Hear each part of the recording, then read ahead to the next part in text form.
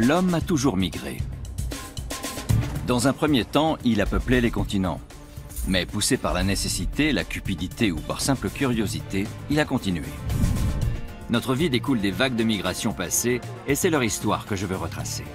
Je veux comprendre comment se sont diffusées la culture, l'élevage, l'agriculture et les savoir-faire. Ces mouvements de population ont engendré des conflits, mais aussi des espoirs et des réussites. Car il n'y a aucun doute, ce sont les migrations qui nous ont façonnés. Tout a commencé il y a 60 000 ans, lorsque notre ancêtre direct, l'Homo sapiens, a quitté l'Afrique pour parcourir le monde.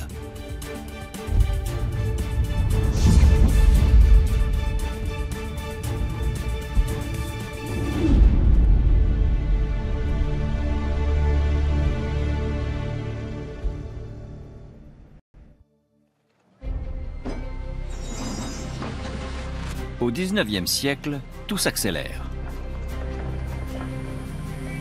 La tendance s'installe doucement pour s'emballer pendant la seconde moitié du siècle.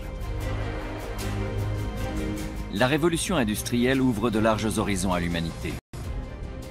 Grâce aux locomotives et aux bateaux à vapeur, on se déplace de plus en plus vite pour de moins en moins cher. Les migrations se transforment en phénomène de masse. On part pour l'Amérique ou pour l'Australie. Ils sont plus de 50 millions à émigrer aux États-Unis avant le début du XXe siècle et la plupart s'y établissent. Je me demande ce qui a pu les pousser à laisser derrière eux leur famille et leur pays. Comment imaginer aujourd'hui ce qu'ont vécu ces gens partis avec une valise pour tout bagage? À une époque sans téléphone pour dire qu'on est bien arrivé et que tout va bien. Les liaisons postales laissent à désirer et le plus souvent les gens ne savent ni où ils vont ni de quoi ils vivront. C'est un aller simple vers l'inconnu. Les États-Unis sont une destination rêvée. Des 980 millions d'habitants de la planète autour de 1800, seul un demi% habite aux États-Unis. États-Unis qui se résument alors à une bande de terre habitée sur la côte Est. Mais les Européens étendent graduellement leur territoire. Ils ont recours à la force pour annexer les terres des tribus indiennes clairsemées. L'Europe concentre 20% de la population mondiale. Sa population a explosé grâce à la modernisation de son agriculture. Mais elle souffre d'une pénurie de terre et de travail. De plus en plus d'Européens émigrent dans ce nouveau monde où il y aurait de la place pour tout le monde. Parmi les Européens, 6 millions d'Allemands franchissent le pas. Ils ont envoyé environ 100 millions de lettres.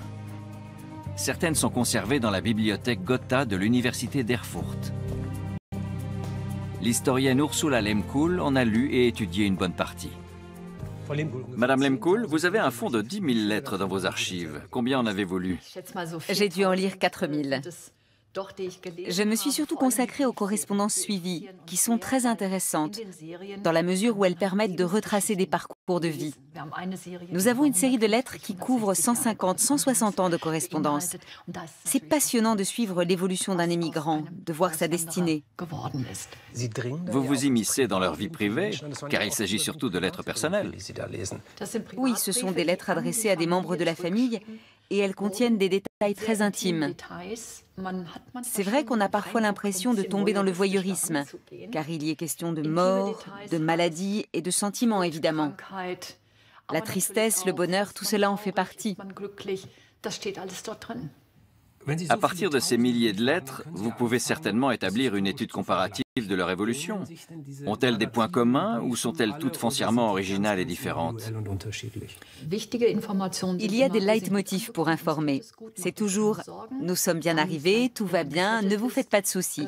Puis de la part des plus établis, on entend dire que ça va mal chez vous, venez donc nous rejoindre. Ce qui en ressort en tout cas, c'est que les gens émigrent d'abord pour des raisons économiques. Même les Allemands du XIXe siècle. Ils veulent évoluer dans l'échelle sociale et s'affranchir de l'autorité de l'État et de l'Église. La plupart d'entre eux y sont d'ailleurs parvenus. Vous avez sélectionné un certain nombre de lettres issues de la grande période de l'émigration allemande. Je vois ici 1869. Il s'agit d'une lettre d'un dénommé Christian Züdow qui a émigré seul en 1858. C'était un aventurier qui voulait découvrir les États-Unis et il a sillonné tout le pays. On apprend par une lettre datée de 1858 qu'il s'est acheté un bon cheval à la Nouvelle-Orléans. Il a franchi les Rocheuses pour aller en Californie, attiré par la région et l'or qu'elle promettait. La fameuse ruée vers l'or. Et qu'est-ce que ça a donné? On n'a aucune nouvelle de lui pendant 11 ans. Et puis en 1869, il écrit de Californie qu'il est l'heureux propriétaire d'un champ de fraises. Le rêve américain devenu réalité. Tout à fait. Je vois ici un petit paquet de lettres. J'imagine qu'il s'agit d'une de ces séries qui sont des mines d'informations. En effet. Il s'agit de la correspondance de la famille Ehlers, qui a émigré en 1849. Vous voyez là sa première lettre. Je vous admire de déchiffrer cette écriture parce que moi, je n'y arrive pas. C'est manuscrit et écrit en tout petit. La seule chose qui apparaisse clairement, c'est Cincinnati 1850. Le reste est à peine lisible. Nous lisons les lettres sur écran après les avoir numérisées. De cette manière, je peux connaître leur contenu. Le parcours décrit ici est typique. Les Ehlers écrivent 1 an après avoir émigré. D'abord, ils ont mauvaise conscience. Ils écrivent à leurs proches en s'excusant d'écrire si tard. Soyez rassurés, tout va bien. S'ensuit un long récit des péripéties du voyage qui les ont conduits du Mecklembourg à New York et de New York à Cincinnati. Le jeune couple quitte son pays natal parce qu'il n'y a pas de travail et aucune perspective d'avenir. Mais Friedrich et Caroline Ehlers partent aussi pour des raisons politiques. Friedrich est un révolutionnaire. Il s'est battu en vain pour la démocratie lors de la révolution de 1848 qui a embrasé l'Allemagne. Caroline et Friedrich ne peuvent emporter que le strict minimum car les compagnies maritimes n'acceptent qu'un bagage par personne. L'essentiel est d'avoir un point de chute. Le jeune couple veut aller à Cincinnati où vit un de leurs amis originaire du Mecklembourg. Une aide précieuse pour un nouveau départ. La première étape de tous les émigrants d'Europe les mène dans les ports. De longues caravanes cheminent le long des fleuves vers le nord et vers l'ouest du pays. Les plus fortunés prennent le bateau. Les Ehlers vont à Hambourg, d'où partent les plus gros bateaux. Ce sont des voiliers jusqu'à la deuxième moitié du 19e siècle. Plus tard, il y a eu les bateaux à vapeur et une ligne régulière. Le couple veut aller à New York. Mais il faut d'abord faire la traversée dans un entrepont exigu.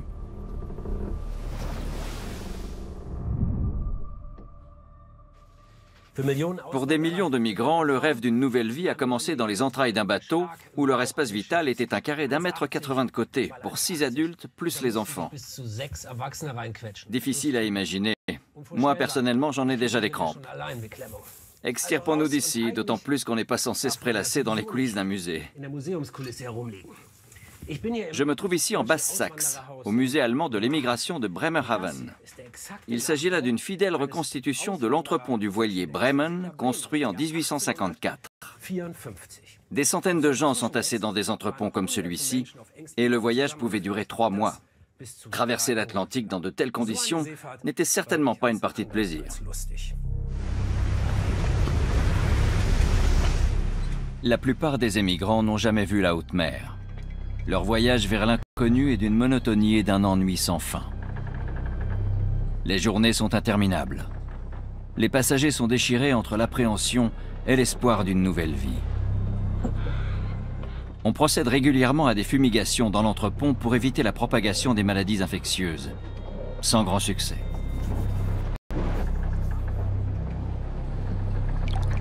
La nourriture est déplorable, l'eau est souillée.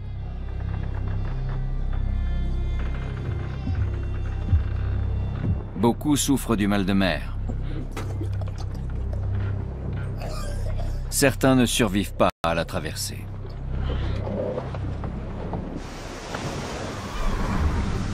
Les survivants débarquent à la Nouvelle-Orléans ou à New York. New York est l'une des portes vers un monde nouveau. C'est aussi un point de départ pour rejoindre l'ouest encore inexploré de la jeune nation. Une multitude de chemins et de nouveaux horizons s'offrent à ceux qui accostent ici. Caroline et Friedrich écrivent à leur famille. Nous étions bouche bée en découvrant la ville. Jamais nous n'aurions pu imaginer ce que nous avons vu. Des deux côtés, de hautes montagnes avec des châteaux somptueux. Devant nous se dressait une ville avec des tours et des palais comme nous n'en avions jamais vu de notre vie.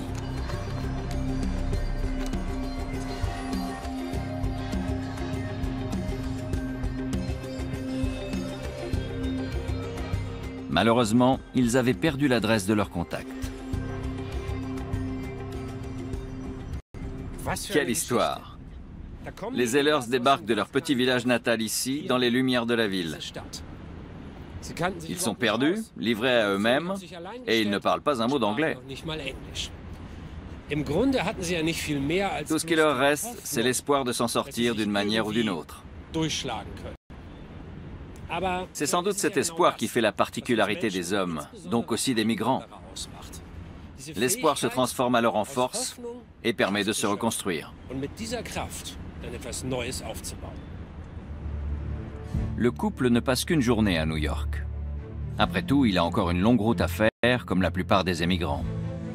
D'abord, ils prennent le vapeur jusqu'à Albany, puis le train jusqu'à Buffalo, et encore un vapeur sur le lac Erie.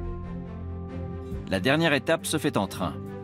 Terminus, Cincinnati, qui vient de souffler ses 66 bougies. Près de la moitié de sa population est originaire d'Allemagne.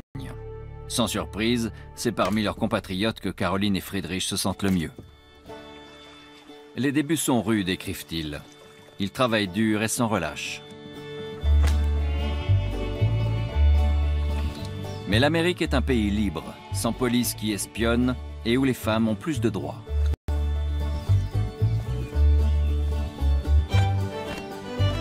La chasse n'y est pas un privilège de l'aristocratie. Chacun peut chasser à sa guise.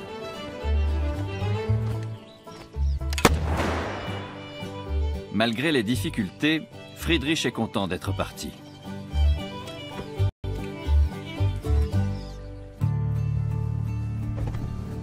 Il y a de nombreuses raisons d'émigrer. La persécution politique ou religieuse, la famine, la pauvreté, voire la misère, mais aussi des fléaux naturels comme le mildiou de la pomme de terre. Comment résister à l'appel du large? Il y a là-bas du pétrole et l'espoir de faire fortune.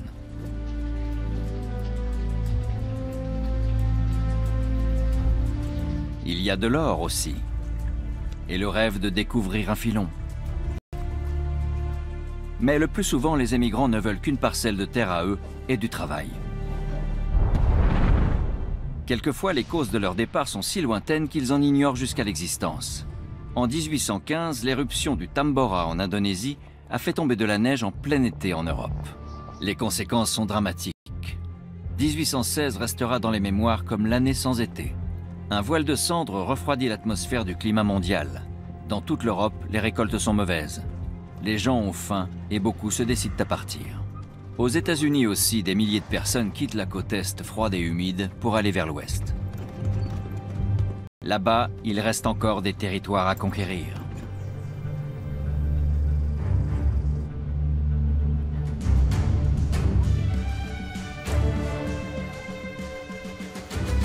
Avec sa faune sauvage et ses terres fertiles, l'immensité de l'Ouest américain attire beaucoup d'Européens.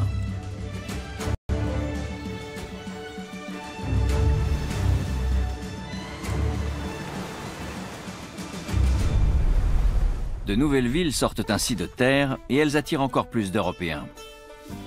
Ce sont surtout des familles de paysans et d'artisans. Des milliers de personnes progressent vers l'intérieur des terres au milieu du 19e siècle. La découverte d'or en Californie provoque une véritable ruée vers l'ouest. Le pétrole aussi attire des milliers de personnes, mais vers le sud du pays. Caroline et Friedrich ne s'attardent pas à Cincinnati. En 1852, ils refont leurs valises quelques années à peine après leur arrivée. Ils ont maintenant un enfant, le premier républicain, comme ils l'écrivent fièrement dans l'une de leurs lettres. La famille compte aller plus vers l'ouest, là où il y a encore des parcelles de terre qu'on peut acquérir pour presque rien. Les lettres ne disent pas comment la petite famille a parcouru 1000 kilomètres. Mais on sait que tous ceux qui partaient à la conquête de l'Ouest étaient soit à pied, soit en chariot. Les immigrants traversaient la Grande Prairie en suivant les sentiers amérindiens transformés aujourd'hui en autoroutes.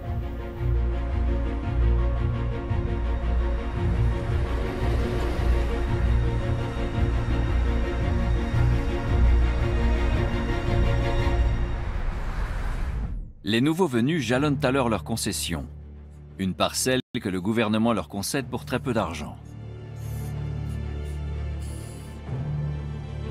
« 4 km² sont vendus de 18 à 25 $, que les colons doivent payer en 5 ans.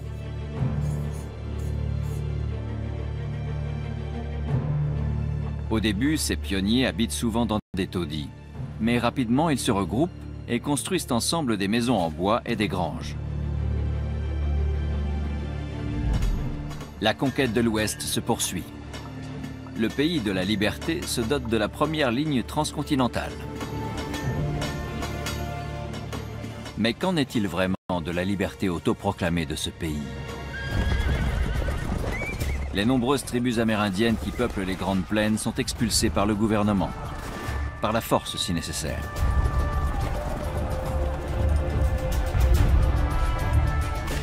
Cela ne va pas sans d'innombrables conflits et beaucoup de morts. Les autochtones finissent par capituler. On les confine dans des réserves.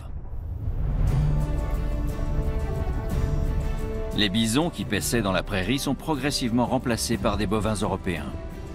Leurs troupeaux prospèrent et font rapidement partie du paysage.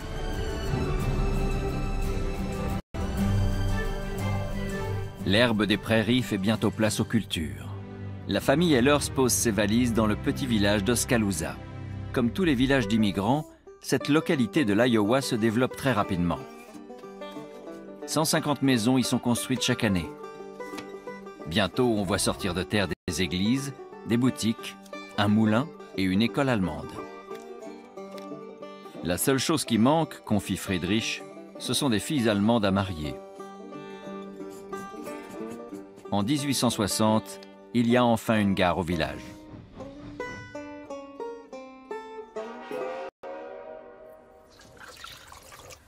La vie n'est pas rose pour Caroline.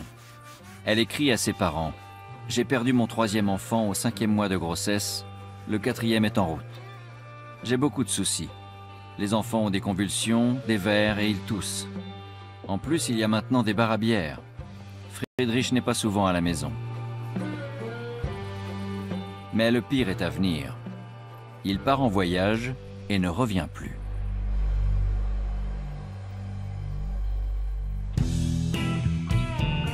Friedrich voulait aller à Cincinnati pour affaires, écrit Caroline. C'était en novembre 1866. Qu'a-t-il pu lui arriver dans cette ville à forte immigration allemande? J'aimerais bien le savoir. Ma recherche me conduit aux archives de la ville, à l'université de Cincinnati. C'est là que sont conservées toutes les pièces administratives liées à la naissance ou au décès de ses citoyens. Si jamais il reste une trace du séjour de Friedrich, c'est ici que je la trouverai. Kevin, vous avez ici les registres des naissances et des décès. Pouvons-nous y trouver ce qui est arrivé à Friedrich Ehlers? C'est la première source à consulter. Ce volume couvre les années 1865 à 1867. Il s'agit de l'original? Oui, on ouvre très précautionneusement. C'était le 25 novembre 1866. Son décès a été enregistré le lendemain, le 26 novembre. C'est ici. Je vois. Friedrich Ehlers, 45 ans, originaire d'Allemagne, a séjourné à Cincinnati, à l'angle de la rue Wade et de la rue du Canal, en bordure du quartier Over the Rhine, qui était celui de la communauté allemande. Et ce qui est intéressant, c'est qu'il n'a passé qu'une semaine ici. Il est certainement venu pour affaires ou pour voir de la famille. La cause de son décès est indiquée ici. Accident vasculaire cérébral. Une attaque cérébrale. Ça peut être une attaque, une hémorragie cérébrale, ça aurait pu être un cancer à cette époque aussi. On ne le sait pas vraiment. Sait-on où il a été enterré? Non, malheureusement, parce qu'il venait de l'Iowa. Il est probable qu'il ait été enterré dans la localité où il avait vécu. Je ne vois que des noms allemands sur ce registre. Qui étaient tous ces gens, au juste?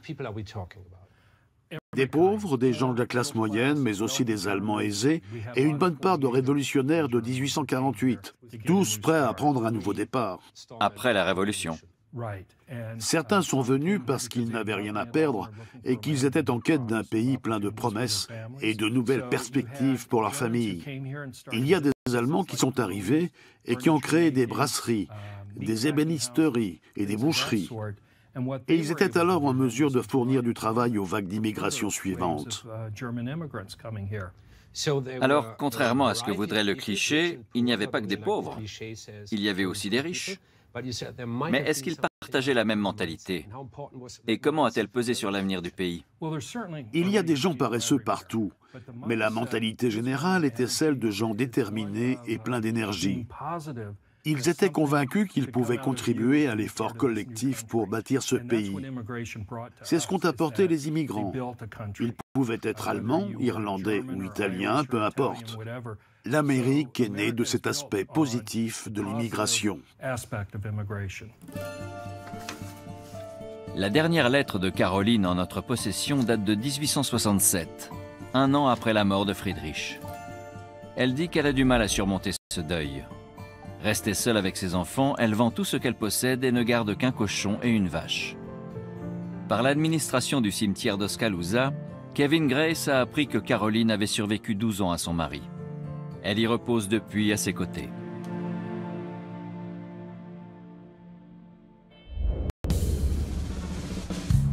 L'histoire remonte à 140 ans, mais le typiquement allemand est encore visible à Cincinnati. Plusieurs églises allemandes se dressent dans le quartier de Over the Rhine.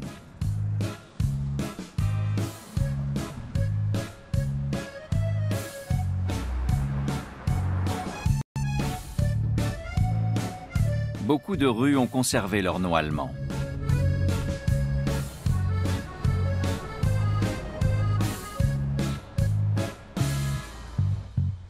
Le pont suspendu de Cincinnati a lui aussi été construit par un immigrant allemand. L'ingénieur John August Roebling a construit plus tard le pont de Brooklyn à New York. Ce pont est un prototype en quelque sorte.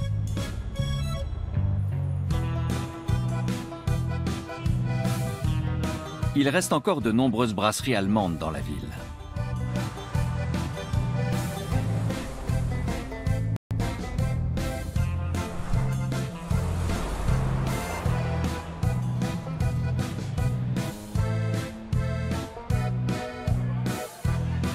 Les descendants de la famille Ehlers et des immigrants allemands ont pu boire de la bière, manger des bretzels et parler allemand pendant longtemps encore, avant de devenir eux-mêmes américains. Au-delà du folklore, il ne reste pas grand-chose d'allemand.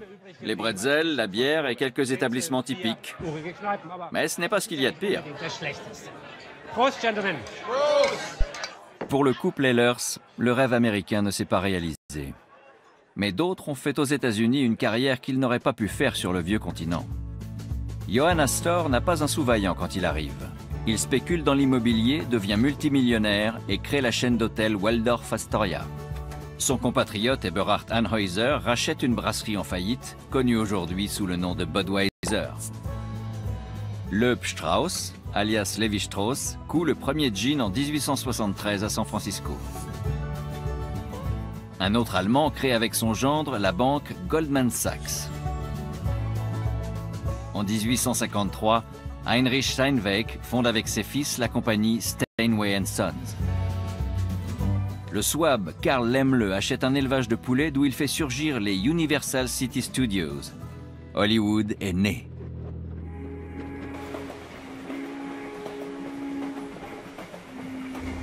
L'émigration est aussi un marché lucratif qui est de mieux en mieux organisé. Que ce soit en train ou en bateau, la durée des trajets est plus courte, les billets de moins en moins chers si bien que de plus en plus de gens s'offrent des voyages par-delà les mers et les océans. Et les migrations s'accélèrent elles aussi. Quand l'homme a commencé à peupler de nouveaux continents, il se déplaçait à pied et progressait de 50 km par génération. Le mouvement s'accélère dès l'Antiquité avec les chevaux, les voitures attelées et surtout les navires. Mais il faut attendre le 19e siècle pour voir les migrations devenir un phénomène de masse grâce aux trains et aux vapeurs. Désormais, on traverse l'Atlantique en 8 jours. En moins d'un siècle, 50 millions d'Européens se retrouvent ainsi de l'autre côté de l'Atlantique.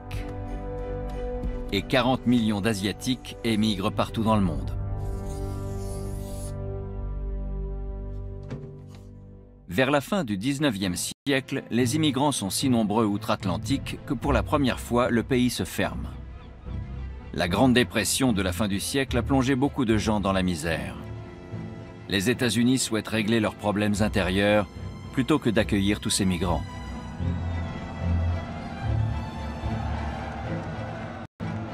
Un poste de contrôle de l'immigration est ainsi créé en 1892 sur la petite île d'Ellis Island dans la baie de New York. Les immigrants sont désormais triés. Certains seront acceptés, d'autres refoulés. 12 millions de candidats vont passer l'épreuve de la sélection dans les 6 décennies qui vont suivre. Et personne ne peut se soustraire au contrôle mis en place. La première chose qui attend les immigrants à Ellis Island, c'est une longue attente pour subir un contrôle médical. L'examen ne laisse rien au hasard. On vérifie si l'immigrant sait lire et écrire. On examine ses yeux. Il n'existait pas de traitement contre la conjonctivite. La maladie est alors incurable et grave. Le candidat à l'immigration est mesuré et pesé. On vérifie l'état de son cœur et de ses poumons, et on s'assure qu'il ne présente aucun handicap mental. 20% sont redirigés vers les services médicaux pour un examen approfondi, puis marqués d'une lettre à la craie. P indique des problèmes pulmonaires, LL stigmatise ceux qui boitent, H signale les problèmes cardiaques, et X est réservé aux handicaps mentaux. Après avoir passé avec succès l'examen médical, les immigrants présélectionnés sont emmenés vers le Great Hall, une grande salle où la procédure la plus compliquée les attend. Ils doivent répondre à une série de 29 questions. Venez-vous aux États-Unis pour travailler? Avez-vous déjà séjourné en prison, dans un hospice ou un asile d'aliénés? Êtes-vous polygame? Êtes-vous anarchiste? De quelle race êtes-vous? Qu'est-ce que la Constitution? Pouvez-vous citer les 13 premiers États américains? C'est seulement après que la nouvelle vie peut enfin commencer. Je ne sais pas si j'aurais réussi ce test. Si oui, la porte de la liberté se serait ouverte au bout de 3 à 4 heures. Cette statue est devenue le symbole de la liberté pour des millions de gens dans le monde. Voilà pourquoi on l'a appelée la mère de tous les exilés.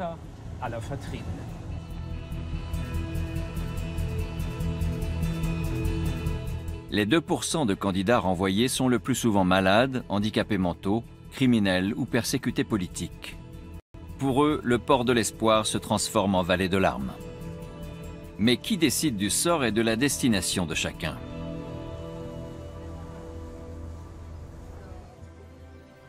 Au Moyen Âge, le cerf n'avait pas le droit de quitter sa glèbe. Lors de la Grande Peste, des villes entières sont verrouillées, les étrangers refoulés. À l'heure des grandes découvertes, des navigateurs, qu'ils soient bienvenus ou pas, débarquent sur des côtes inconnues et y plantent le drapeau de leur roi ou de leur compagnie commerciale. Au début de l'époque moderne, les souverains d'Europe accordent ou non le droit de sortir à leur sujet. Il s'agit de ne pas perdre de soldats ou des contribuables potentiels. Ces deux catégories font cruellement défaut après la guerre de 30 ans. Les seigneurs allemands cherchent alors de nouveaux sujets. Frédéric Guillaume de Brandebourg fait venir des Huguenots, persécutés en France, pour redynamiser l'économie. Tandis que certains recrutent, d'autres se barricadent derrière leurs frontières. Le Japon en est l'exemple le plus frappant. Au XVIIe siècle, le pays a fermé ses frontières dans les deux sens, aux immigrants comme aux émigrants. au moyen de lois draconiennes. J'aimerais savoir quelles sont les conséquences d'une politique qui consiste à empêcher les gens de circuler librement. Le professeur Ishikawa enseigne l'histoire à l'université de Tokyo. J'ai rendez-vous avec lui au musée Edo Tokyo où il veut me montrer quelque chose de très particulier. Il ne me reste plus qu'à le trouver. Pourriez-vous m'indiquer comment aller au musée Edo Tokyo? Je dois aller là.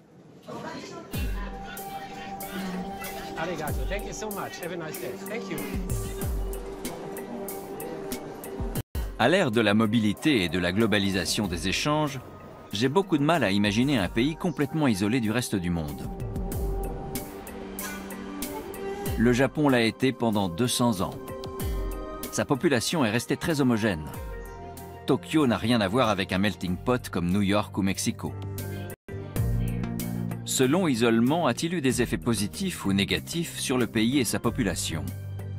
Les historiens japonais commencent à peine à débattre du sujet.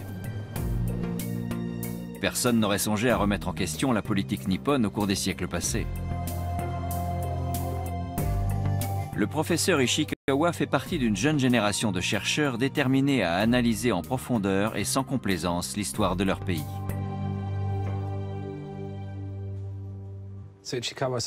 Quelle est l'histoire qui se cache derrière ce tableau? Et qu'a-t-elle de si particulier? C'est l'œuvre d'un peintre japonais exécuté en 1682, qui représente en image une scène absolument unique. Nous tenons ce document d'un donateur étranger.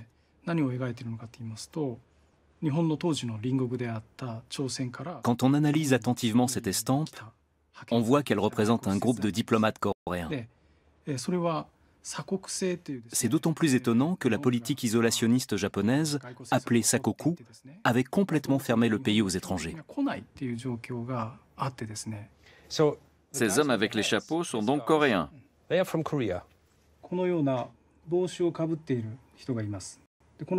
Les Japonais ne porteraient jamais ce genre de chapeau. C'est à leur chapeau que l'on reconnaît les Coréens. Les Japonais ont une coiffure traditionnelle. Cette estampe a été réalisée à l'ère de la politique Sakoku. Que signifie exactement ce terme? Sakoku désigne le fondement de la politique isolationniste nippone entre le XVIIe et le XIXe siècle. Elle s'articule autour de 3 axes. Première mesure, l'interdiction de franchir les frontières de l'archipel, qui s'applique aussi bien aux étrangers qu'aux Japonais. Deuxième mesure, l'interdiction du christianisme, qui s'était implanté sur l'archipel. Et enfin, troisième mesure, les limitations drastiques des relations commerciales avec les pays étrangers. Et quel a été l'impact de la politique Sakoku sur le pays? Il y a eu des effets positifs et négatifs.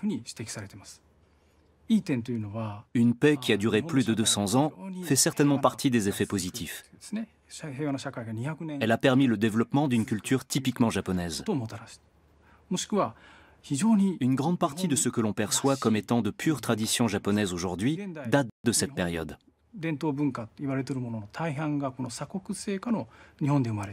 Sakoku a apporté la paix au Japon. Mais quels en sont les effets négatifs? Un des effets négatifs est que le Japon a stagné. L'Europe était nettement plus moderne et en avance techniquement. Le Japon était isolé. Il ne bénéficiait pas des influences extérieures qui lui auraient permis d'entrer dans la modernité. En 1854, la Convention de Kanagawa met fin à l'isolement. Les Japonais s'intéressent au savoir-faire et aux techniques venues d'Europe.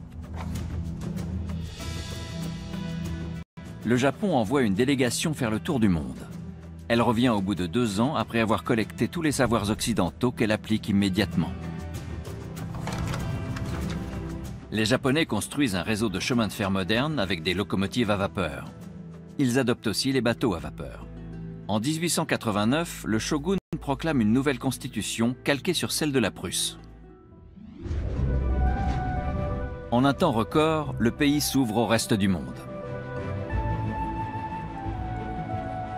Mais il conserve sa relation ambivalente à l'immigration. Beaucoup de Japonais voyagent à l'étranger aujourd'hui, mais en règle générale, ils reviennent. Et l'immigration est extrêmement réglementée. La part des étrangers vivant au Japon demeure extrêmement faible. Est-ce un héritage de la politique isolationniste Sakoku?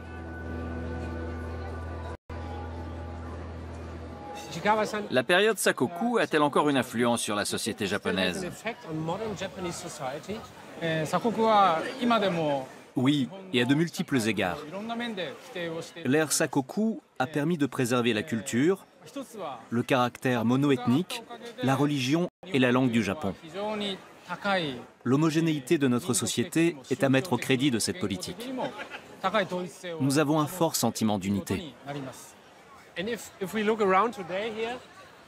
Quand je regarde autour de moi, je vois un mélange de modernité et de tradition. Est-ce que cela crée des tensions au sein de la société japonaise?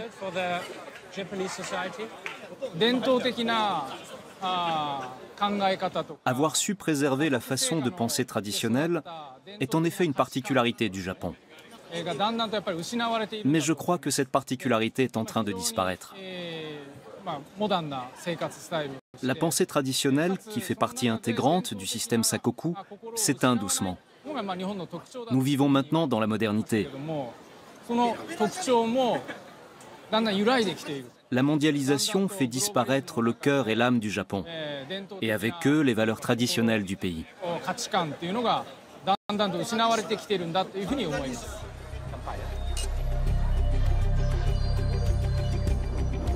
Le Japon a beau être déchiré entre tradition et modernité, il se perçoit toujours comme une nation unie. Le nationalisme a marqué le 19e siècle en Europe également. Les empires multiethniques sont remplacés par des États qui délimitent clairement leurs frontières. Les notions de peuple et de nation sont à la mode et définissent l'appartenance à un groupe donné.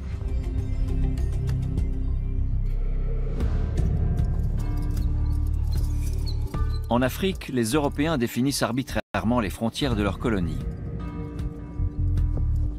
Les appétits politiques et économiques des colonisateurs européens déracinent des multitudes d'Africains.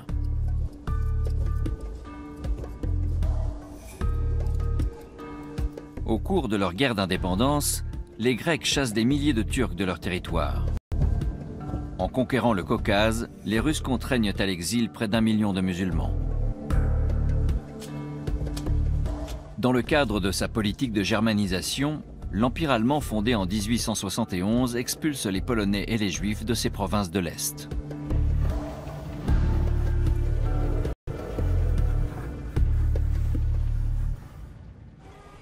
La question de la germanité est désormais centrale. Jusque-là, en Allemagne, on se définissait surtout par sa région d'origine. On était de Bavière, de Hesse, de Souabe ou de Hambourg. Jochen Holtmer est historien. Il va m'expliquer tout ça. Comment est né ce nationalisme? Comment se fait-il qu'un Bavarois ait soudain envie de se dire allemand? Les nations se façonnent. Nous voyons qu'il se passe beaucoup de choses quand la bourgeoisie prend de l'importance et pèse de plus en plus sur le plan économique. Cette bourgeoisie veut sa part de pouvoir. Elle rejette le droit divin qui justifiait la tyrannie jusque-là et revendique la souveraineté du peuple. Qui dit souveraineté du peuple doit commencer par définir ce qu'est le peuple. Il faut un cadre bien délimité pour décider qui en fait partie.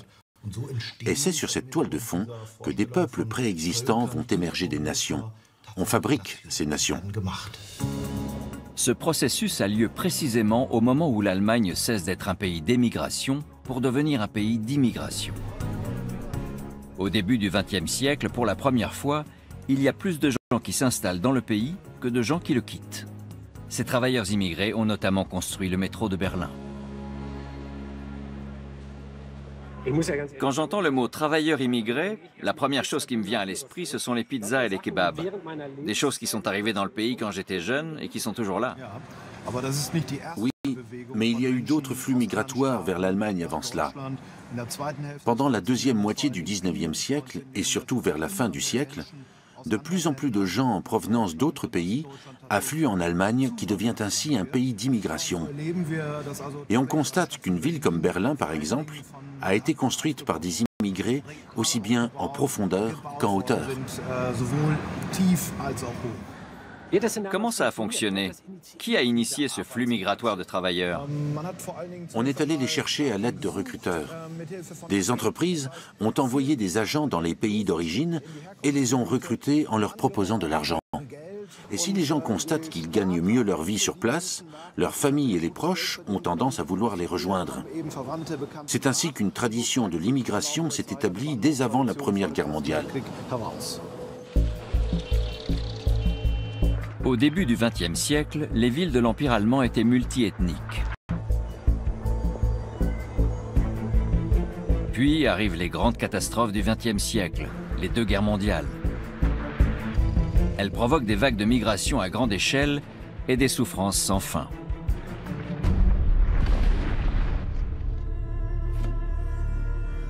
La Première Guerre mondiale et les années qui suivent font 20 millions de morts. Et des millions de gens sont chassés de leur patrie. Avec 60 millions de morts, dont 6 millions de juifs, la Seconde Guerre mondiale est une catastrophe plus tragique encore. Après le second conflit mondial, l'ordre européen est redessiné. Le déplacement des frontières jette des millions de gens sur les routes, vers l'ouest essentiellement.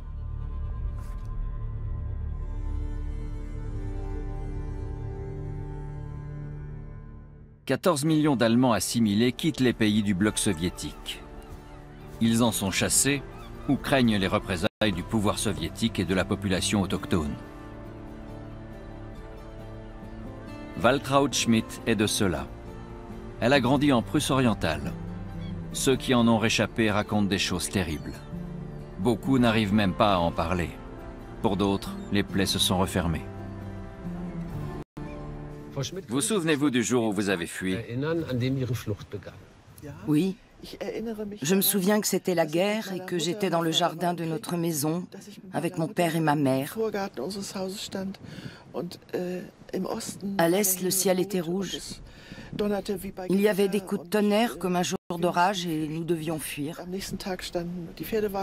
Le lendemain, il y avait un chariot attelé de chevaux devant la porte avec toute la famille. Ma mère est montée avec moi dans une voiture bâchée. On m'a installée sur un édredon. Ma mère a pris les rênes du cheval.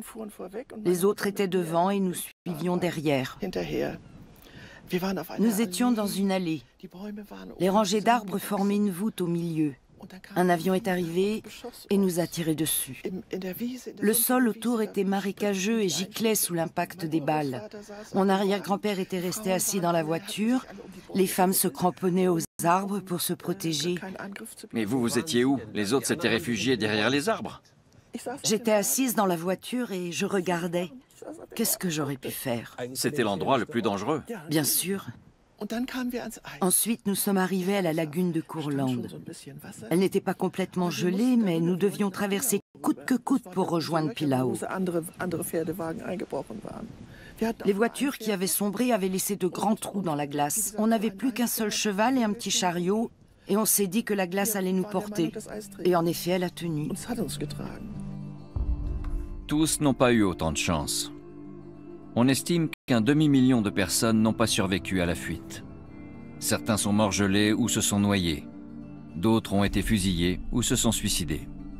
Plus de 12 millions de personnes doivent trouver refuge dans un champ de ruines situé à l'ouest de la ligne Oder-Neisse. Certains réfugiés trouvent une écurie en guise d'abri. D'autres s'installent dans les anciens camps de concentration.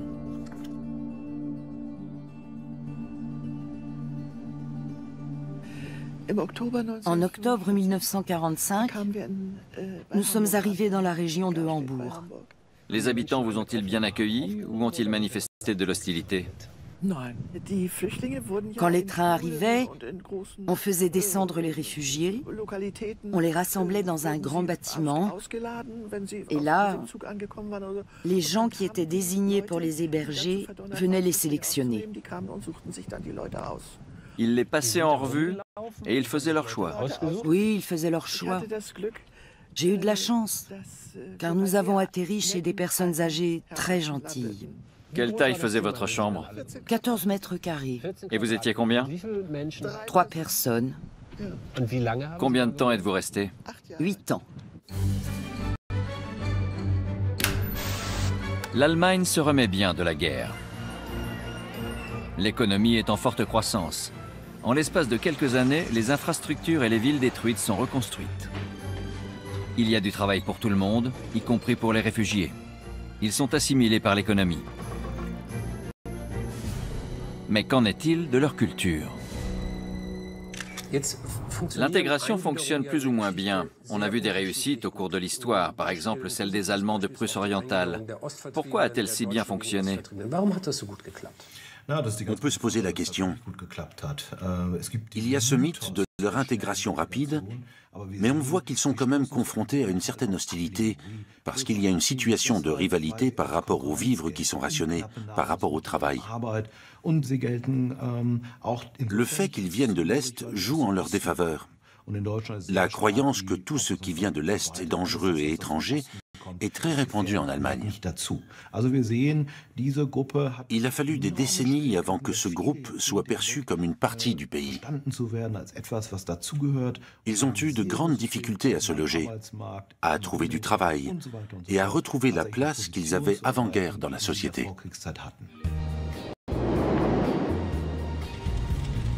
Mais à terme, l'intégration est facilitée par le miracle économique conjugué aux efforts de la politique ouest-allemande pour assurer la cohésion entre toutes les composantes de la population de RFA. Que doit-on faire si une personne en détresse frappe à notre porte? Qu'en dites-vous avec votre expérience? Pour moi, c'est clair, il faut l'aider. Pensez-vous que l'exil marque à jamais les réfugiés? Oui, j'en suis convaincue. Ces gens qui arrivent dans une culture et un pays qui leur sont complètement étrangers ont forcément le mal du pays. Quand ils ne comprennent ni la langue, ni les habitudes et qu'ils sont toujours de trop, quand ils ne savent pas comment se comporter, je comprends tout à fait qu'ils aient envie de rentrer chez eux.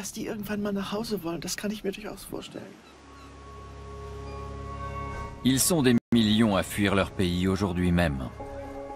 Ce qu'ils fuient, la guerre, la misère, ils aspirent à une vie meilleure. Il y a toujours eu des migrations et il y en aura toujours. Elles ont de multiples facettes et vont souvent de pair avec la souffrance et la violence, avec des conflits et des traumatismes. Mais beaucoup d'espoir aussi. Les migrations ont toujours apporté un renouvellement et elles ont fait de nous ce que nous sommes. Les migrations ont rapproché des mondes qui étaient séparés. Elles ont permis l'échange de marchandises dans le monde entier.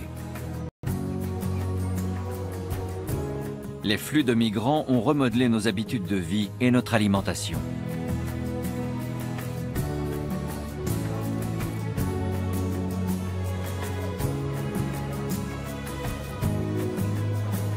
Elles ont redessiné nos paysages, mais aussi notre apparence. Les migrations ont modernisé notre monde. Elles l'ont enrichi de nouvelles techniques et d'idées. Elles ont fomenté des révolutions, détruit des sociétés et en ont fait émerger de nouvelles. Nous sommes intégralement le produit des migrations. Les hommes ont toujours migré et se sont toujours métissés. Nous avons tous dans notre famille des ancêtres qui ont immigré ou émigré. Il y a 60 000 ans, nos ancêtres communs vivaient en Afrique, d'où ils sont partis à la conquête du monde. Nous portons leur héritage en nous. Nous sommes tous des migrants.